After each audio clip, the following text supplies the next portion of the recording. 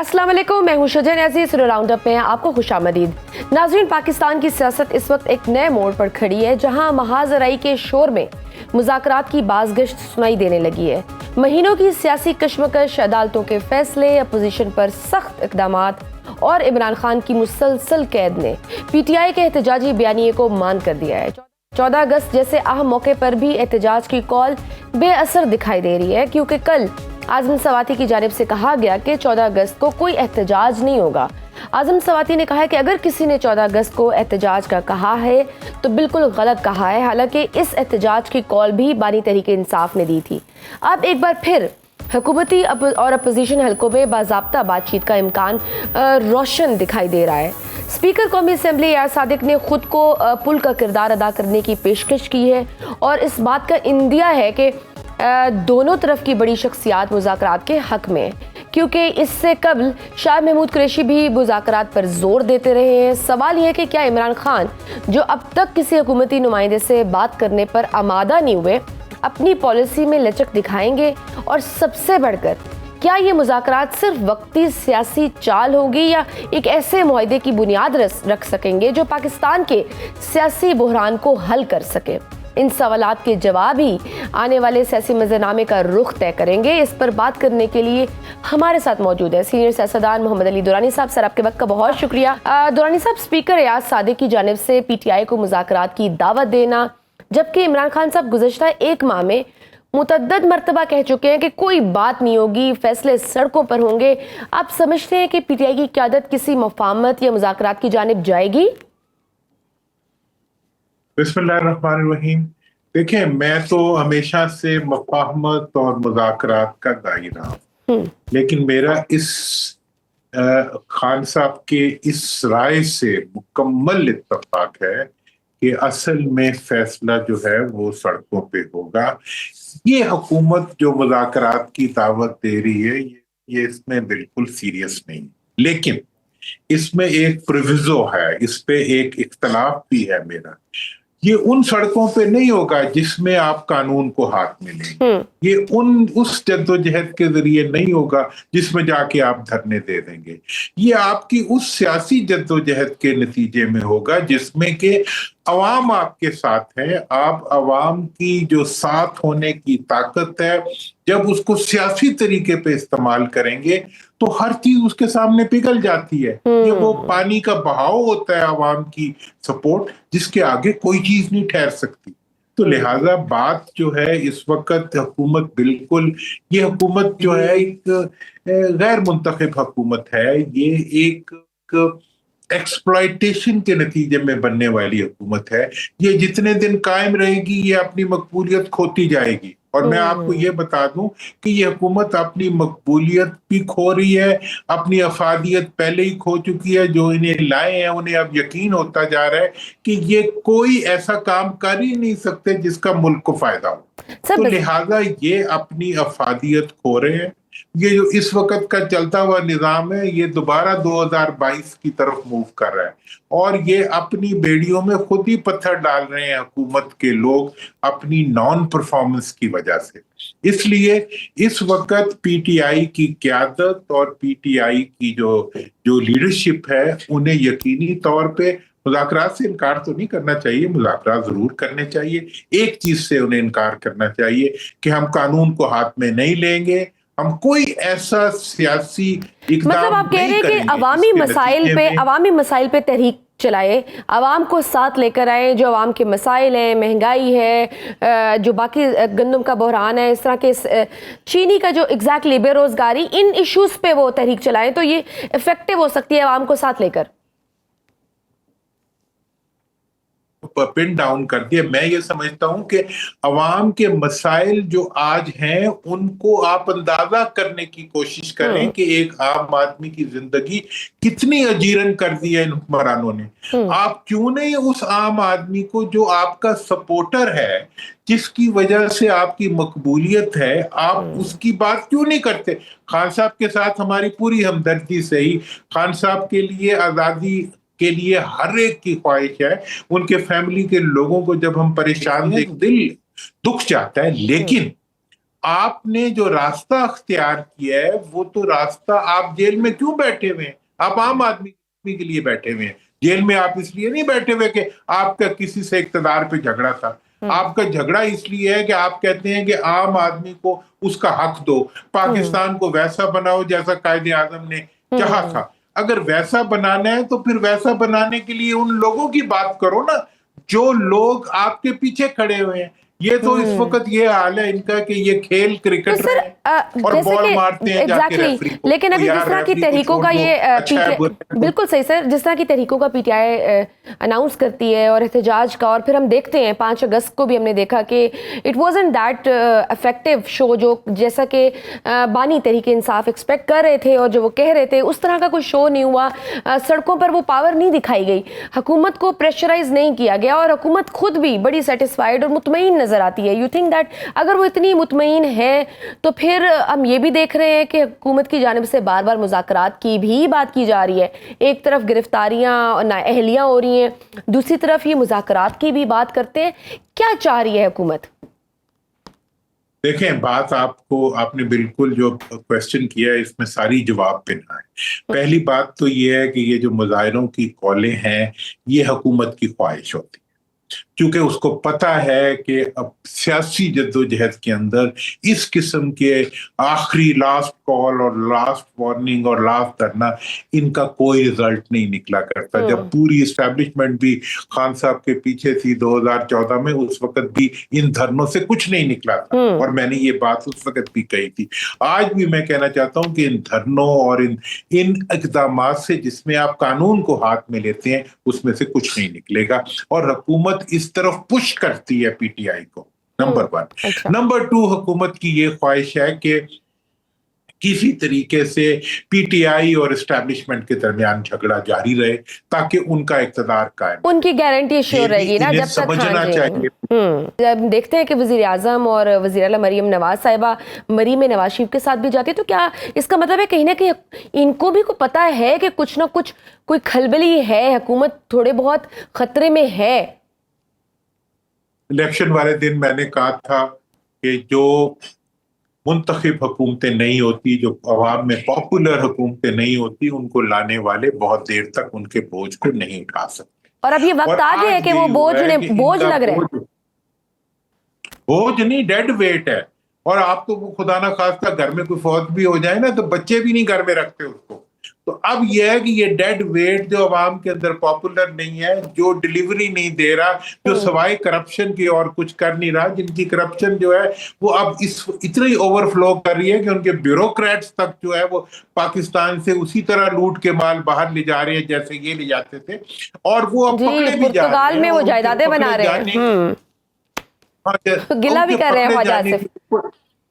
हाँ, ये अब ख्वाजा साहब को मियां साहब ने सामने बिठा के कहा, उनकी आंखों में लिखा हुआ था, ख्वाजा साहब ये मरियम ने नहीं कीता, किसी और ने कीता। मतलब ये है कि वो ये बयान करना चाह रहे हैं कि आप जिस करप्ट के खिलाफ कोई कार्रवाई हो रही है वो जो है वो लोग कर रहे हैं, जिनको हम हाइब्रिड कहते हैं, वो वही कर रहे हैं, हम नहीं कर रहे। मतलब यह है कि तुमने करप्शन के खिलाफ भी कुछ नहीं करना, तुमने मुल्क की डेवलपमेंट के लिए कुछ नहीं करना, कर्जे भी उन्होंने लाने हैं, एसआईएफसी का कोई प्रोग्राम भी तुमने नहीं चलने देना।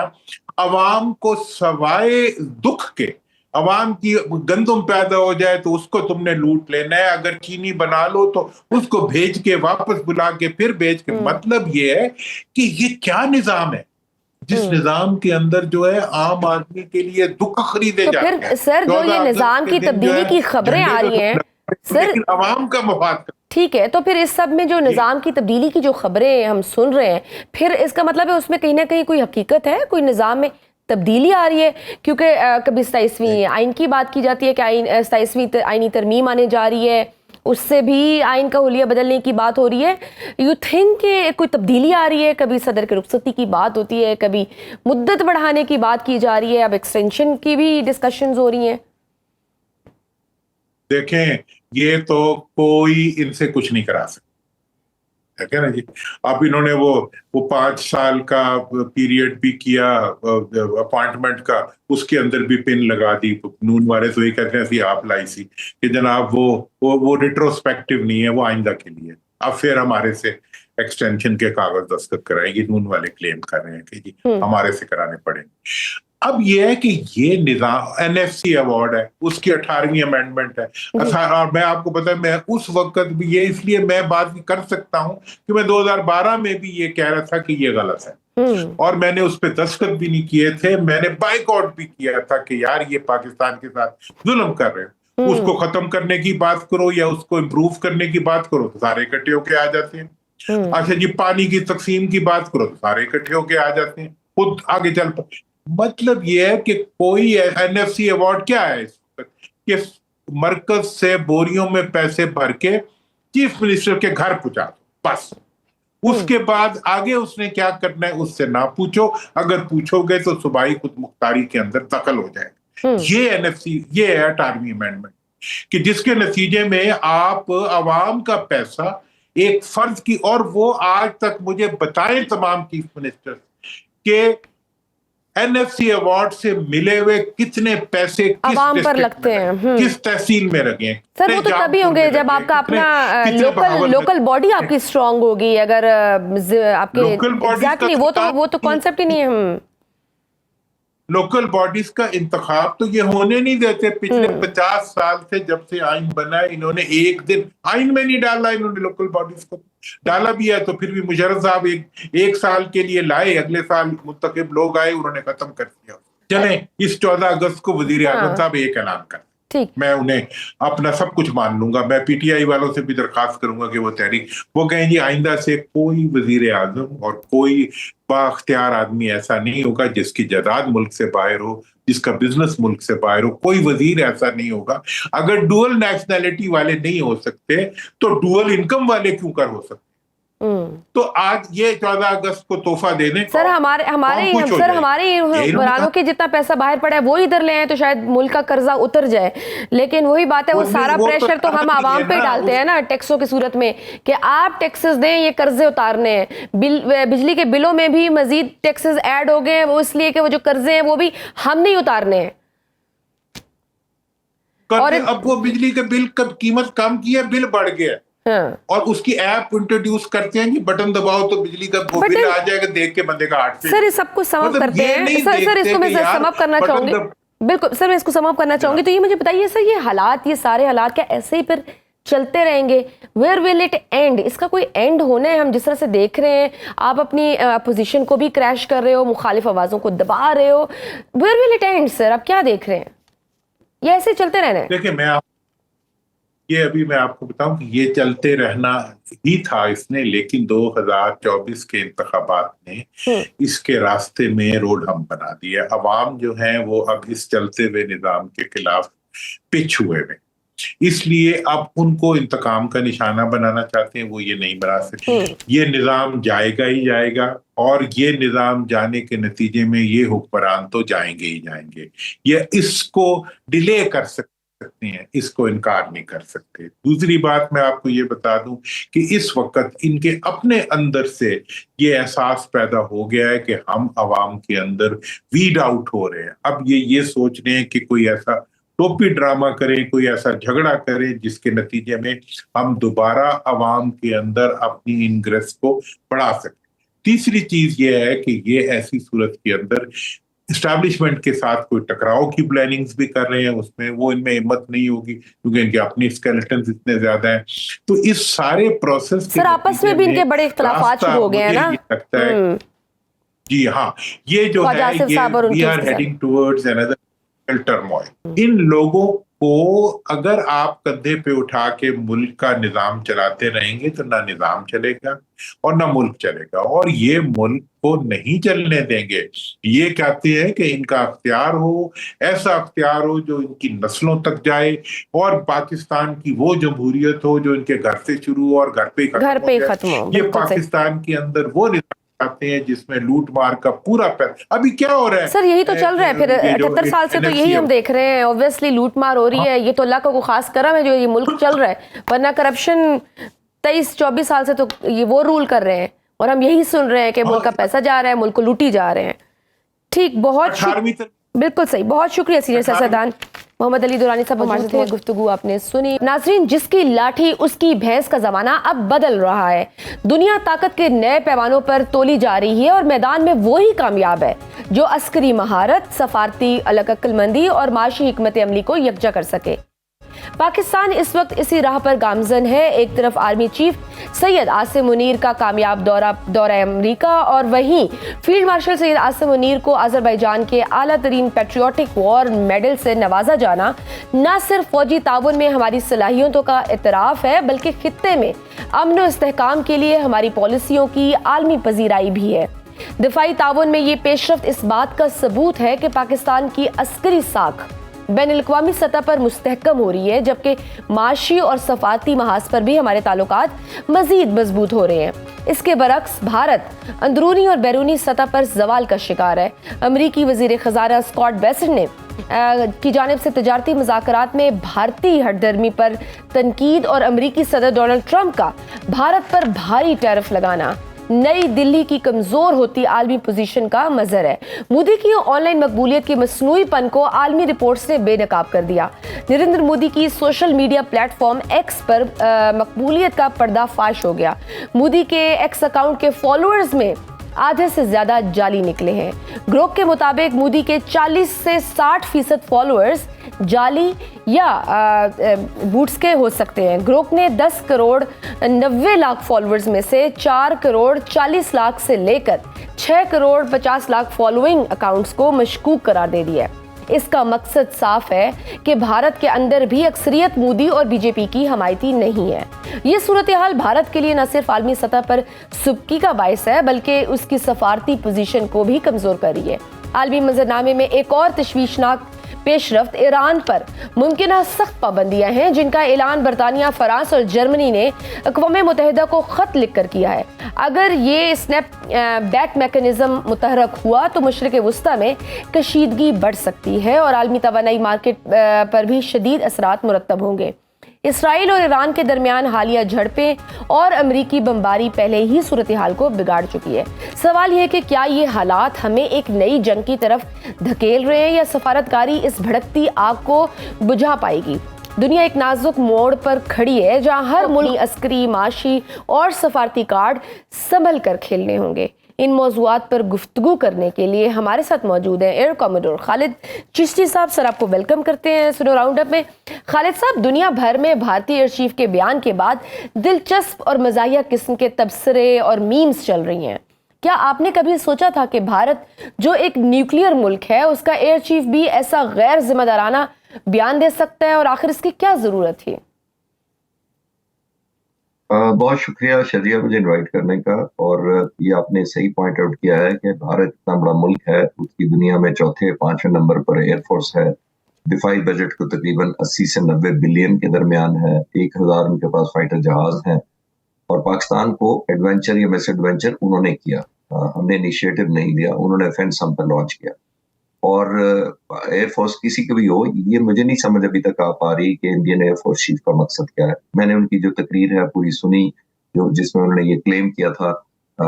ये तकरीबन 58 मिनट की स्पीच है और आप ये नोट करें कि तकरीबन 28 मिनट के बाद उनको ख्याल आया कि मैंने क्लेम भी करने हैं ये, यानी तकरीर के 58 आधे से ज्यादा तकरीबन वो गुजर चुके थे जब उन्होंने ये सारी बात करनी शुरू की।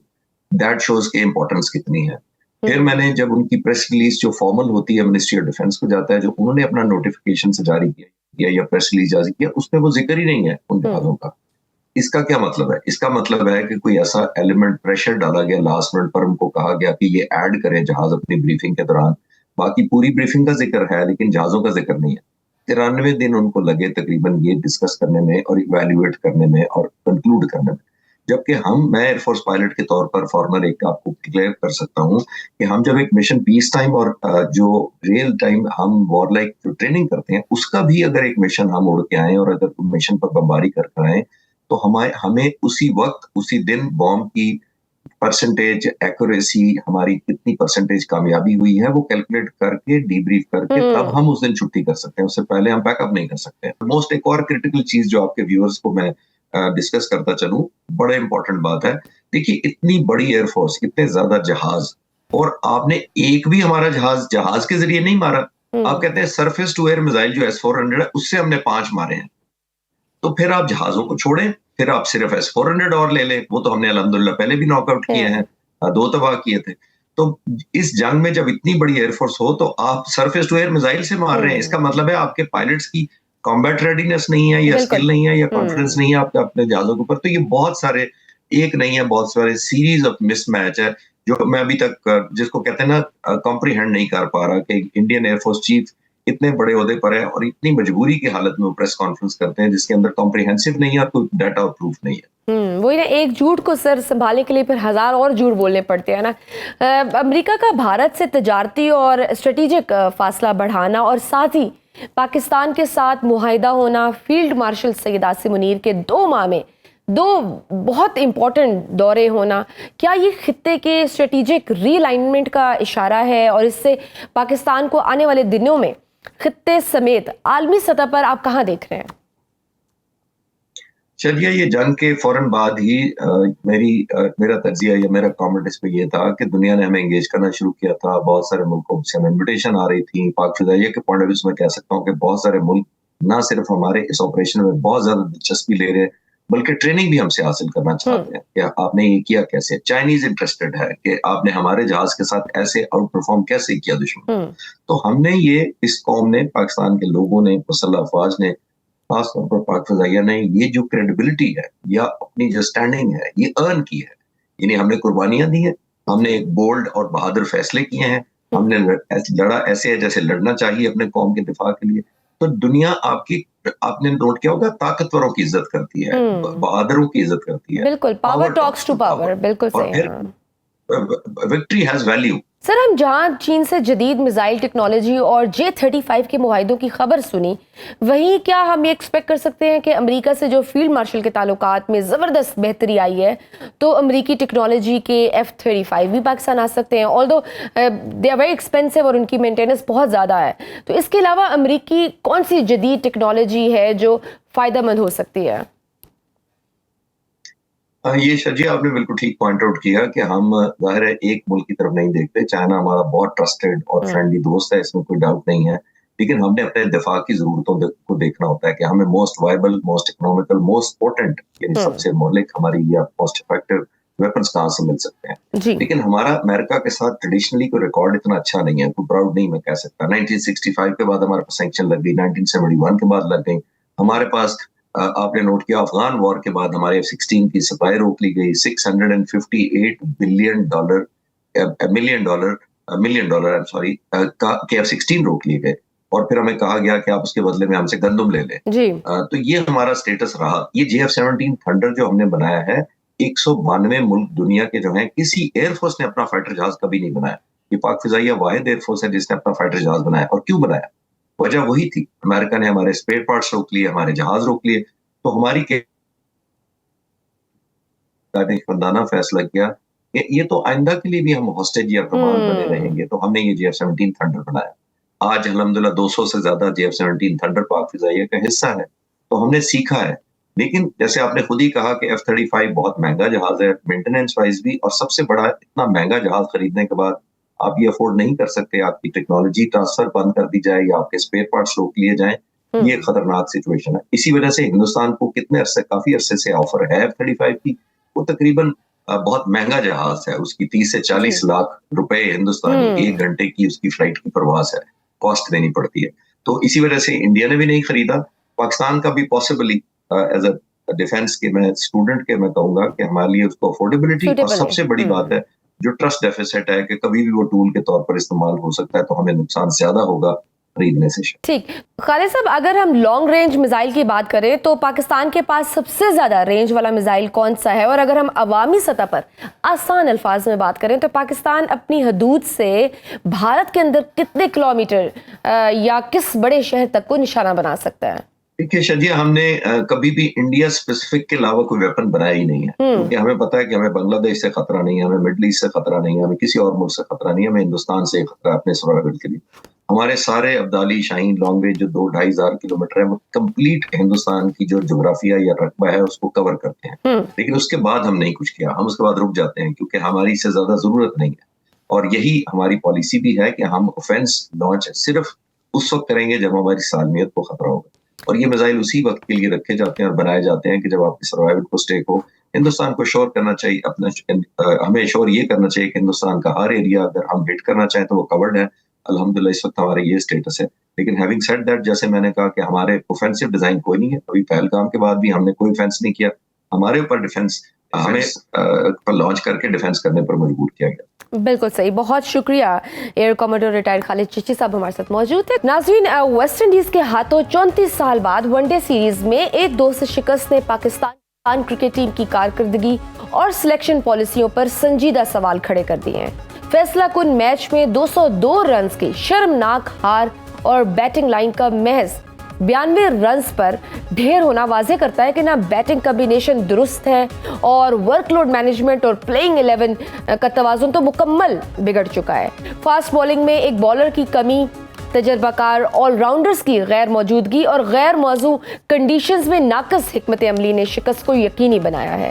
हेड कोच माइक हैसन के फैसले, कप्तान मोहम्मद रिजवान की हिकमत अमली और पीसीबी की सिलेक्शन कमेटी सब कटहरे में है। सवाल यह है कि क्या यही कमजोर और गैर मुतवाजन कम्बिनेशन एशिया कप में भी मैदान में उतरेगा?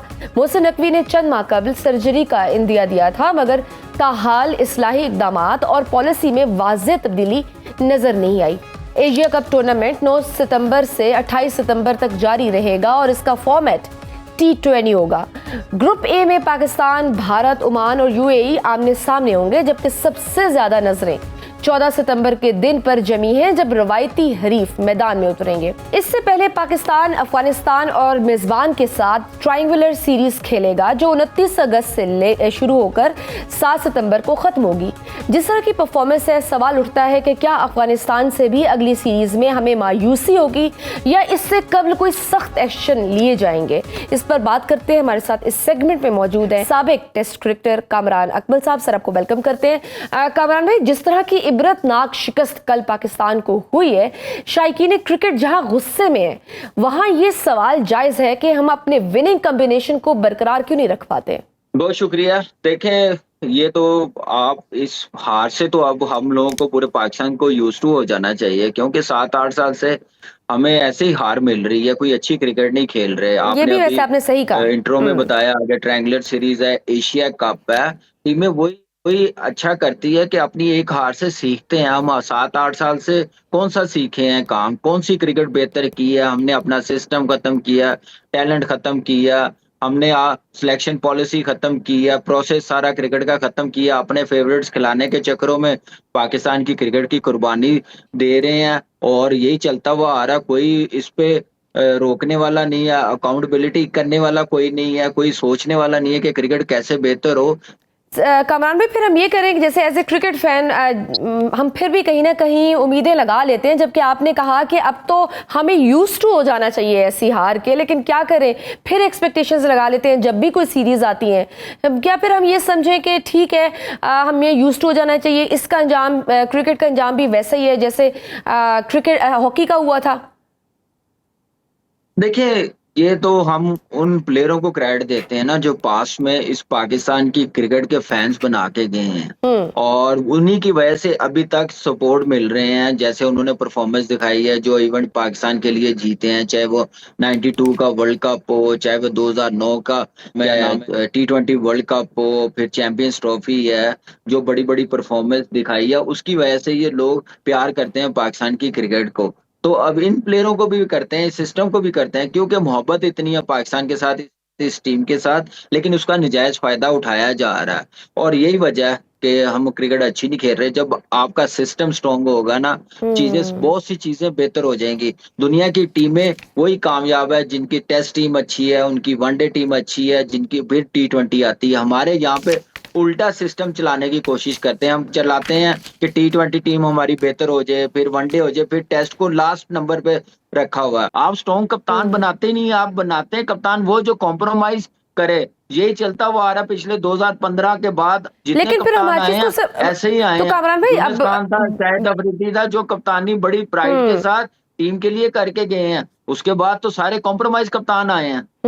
तो सर ये जिस तरह से बाबर आजम है, बिलाशुबा एक क्लासिकल प्लेयर है, पाकिस्तान के लिए बड़ा शानदार रिकॉर्ड भी रखते हैं, कमबैक कर पाएंगे? अभी बातें हो रही हैं कि शायद वो एशिया कप में वापस भी आए, आप क्या देख रहे हैं? कोई है उम्मीद उनसे रखें?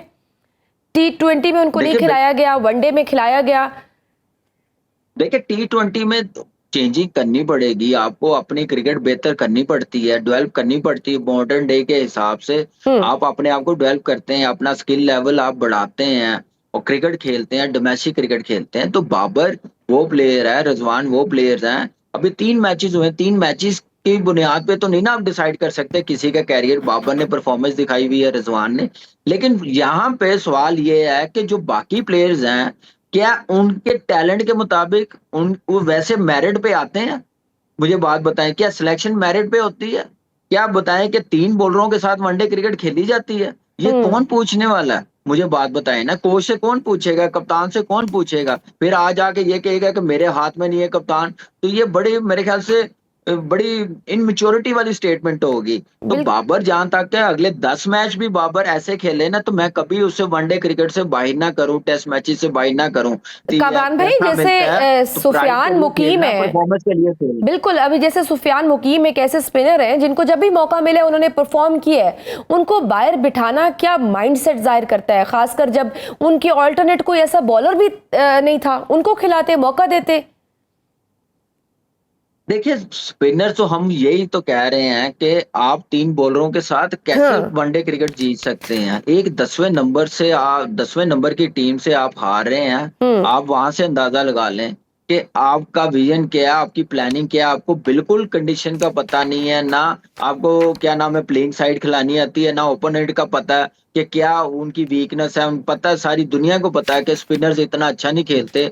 आप पहले वेस्ट इंडीज पाकिस्तान बांग्लादेश गई है, वहां पे आपने कोई स्पिनर्स नहीं खिलाया T20 में। उसके बाद चैंपियंस ट्रॉफी में आपने एक स्पिनर्स रखा है, ओपनर्स आपने रखा नहीं है। तो ये प्लानिंग की नाकामी है। इवन कामरान भाई, हमारी फास्ट बॉलिंग का एक रोब होता था, जब फास्ट बॉलर्स आते थे सब डरते थे, उसका नाम है। लेकिन अब ऐसे लग रहा है जैसे अब जैसे लग रहा है कि कुछ स्ट्रेंथ ही नहीं रही, डेथ ओवर से आगे बढ़ते ही नहीं है, ना टॉप ऑर्डर में, बहुत सारी लैकनेस है उधर भी। देखिए यहाँ पे सब कुछ है, इस पाकिस्तान में बड़ा टैलेंट है, स्ट्रेंथ सब कुछ है, कॉम्बिनेशन भी है। अब मुझे बात बताएं कि आपका डिसाइडेड मैच है, आप अपने बेस्ट बॉलर को कैसे बाहर बिठा सकते हैं जिसने 4 आउट किए हो, दूसरे पहले उसने बड़ा अच्छा परफॉर्म भी किया हो। शाहीन शाह अफरीदी को आप कैसे बाहर बिठा सकते हैं? आपको पता 2 मैचेस में आपके स्पिनर्स डोमिनेट करे, उनको समझ नहीं आ रहे, आप 2 स्पिनर्स कैसे नहीं खिला सकते? आपने 10वें नंबर तक बैटिंग रखी, आपके टॉप 6 बैट्समैन अगर परफॉर्म करके नहीं दे सकते तो 7वें, 8वें और 9वें नंबर ने भी नहीं करके देना। पहले तो ये सोचे कप्तान और कोच के हमने प्लेइंग साइड खिलानी क्या है, हमारे बेस्ट बॉलर कौन से हैं, कौन से फॉर्म में है, रिदम में है। आप उनको बाहर बिठा के जो बेचारे रिदम में नहीं है, फॉर्म में नहीं है, स्ट्रगल करते हुए नजर आ रहे हैं, आप उनको खिला रहे हैं। यहाँ पे फखर अनफिट हुआ, इसने कहा कि साहिबजादा फरहान की इतनी अच्छी परफॉर्मेंस, आप उसको क्यों नहीं रखा, आपने क्यों नहीं रोका? तो रोक लेते, इनका फेवरेट बाहर हो जाना। बहुत शुक्रिया कामरान अकमल, साबिक टेस्ट क्रिकेटर हमारे साथ मौजूद थे, गुफ्तगू आपने सुनी। प्रोग्राम में आगे बढ़ते हैं। नाजरीन, कल आलमी जरीदे अल जजीरा की जानिब से एक दिल दहलाने वाली रिपोर्ट सामने आई है, जिसमें बताया गया है कि 7 अक्टूबर 2023 से 12 अगस्त 2025 तक इसराइल और गजा जंग में कितनी अमवात हो चुकी हैं। अल जजीरा के मुताबिक कम अज कम 61,599 फलस्तीनियों की इसराइल की जंग में मौत की तस्दीक हो चुकी है, जबकि हजारों की लाशें अब भी मलबे तले दबी हुई हैं। उनमें से 222 अफराद भूख और कहत से हलाक हुए हैं, जिनमें कम अज कम 101 बच्चे शामिल हैं। इसराइल की जानिब से 18 मार्च 2025 से 12 अगस्त 2025 तक जंग बंदी तोड़ने के बाद कम अज कम 10,078 अफराद हलाक हुए, जबकि इजाफी तौर पर तकरीबन 1,000 अफराद जख्मों से या मलबे से निकाले जाने के बाद हलाक हुए। 19 जनवरी 2025 से 17 मार्च 2025 तक की जंग बंदी के दौरान कम अज कम 170 अफराद हलाक हुए और इजाफी तौर पर तकरीबन 2200 अफराद जख्मों से या मलबे से निकाले जाने के बाद हलाक हुए। जंग बंदी से पहले यानी 7 अक्टूबर 2023 से 18 जनवरी 2025 तक कम से कम 46,913 अफराद हलाक हुए। गजा में तबाही की शिद्दत शुमाली गजा सिटी, दीरुल बला, खान यूनिस और रफा में सबसे ज्यादा है। अल जजीरा की रिपोर्ट के मुताबिक फ़लस्तीन की रियासत को दुनिया के 193 अक़वाम मुत्तहिदा के रुकन ममालिक में से 147 ममालिक ने एक खुद मुख्तार रियासत के तौर पर तस्लीम कर लिया है, जो कि बैनुल अक़वामी बरादरी का 75% हिस्सा बनता है। फ्रांस ने अक़वाम मुत्तहिदा की सितंबर 2025 की नशिस्त में फ़लस्तीन को तस्लीम करने का अज़्म किया है, जबकि बरतानिया और कनाडा ने शराइत के साथ तस्लीम करने का वादा किया है। अल जजीरा की रिपोर्ट के मुताबिक गजा पर इसराइली जंग सहाफ़ियों के लिए तारीख की सबसे मोहलक जंग साबित हुई है। 7 अक्टूबर 2023 से अब तक इसराइल ने गजा में तकरीबन 270 सहाफ़ियों और मीडिया वर्कर्स को हलाक किया है, जो कि सन 1800 से अब तक की किसी भी बड़ी जंग में हलाक होने वाले सहाफ़ियों से ज्यादा है। मवाजना करते हुए अल जजीरा ने रिपोर्ट किया है कि यूक्रेन की जंगों में 2014 से 2025 तक तकरीबन 20 सहाफ़ी हलाक हुए। यूगोस्लाविया में की जंगों में 1992 से 2001 तक तकरीबन 40, अफगानिस्तान की जंग में 2001 से 2021 तक तकरीबन 70, वियतनाम और कंबोडिया और लाओस की जंगों में 1965 से 1975 तक तकरीबन 65, कोरियाई जंगों में 1950 से 1953 तक तकरीबन 15, अमरीकी खाना जंगी में 1861 से 1865 तक तकरीबन 5 और पहली और दूसरी आलमी जंगों में 1914 से 1918 और 1939 से 1945 तक तकरीबन 10-10 सहाफ़ी हलाक हुए। ये एदादो शुमार अल जजीरा और कास्ट ऑफ वॉर से लिए गए हैं और ये 11 अगस्त 2025 तक के हैं। 7 अक्टूबर 2023 से अब तक हलाक होने वाले सहाफ़ियों और मीडिया वर्कर्स की फहरिस्त में 269 फ़लस्तीनी शामिल हैं। लेबनानी सहाफ़ी और 2 इसराइली सहाफ़ी हलाक हुए। उम्मीद करते हैं कि इसराइल की ये ज़ालिमाना कार्रवाइयाँ जल्द इख्तिताम को पहुँचे और फ़लस्तीन को आज़ादी मिले। पाकिस्तान अपनी इस आज़ादी को फ़लस्तीन के नाम करता है। इजाज़त दीजिए, अल्लाह हाफ़िज़।